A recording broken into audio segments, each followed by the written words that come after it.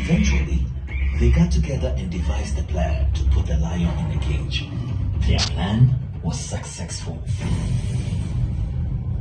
And the lion stayed in a cage for many weeks without food or water.